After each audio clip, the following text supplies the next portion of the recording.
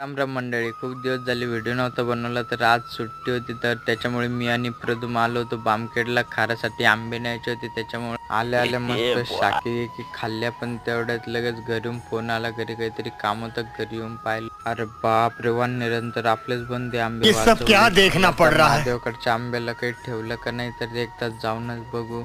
इथं आलो तर कळालं की वानरांनी तर ह्या झाडाला तर 4-5च आंबे ठेवले. तर प्रदूमला म्हणलं लगेच वर जाय आणि बनते आंबे तोडून घे, पण त्याला काही ते जमलं नाही. तुमसे ना हो पाएगा।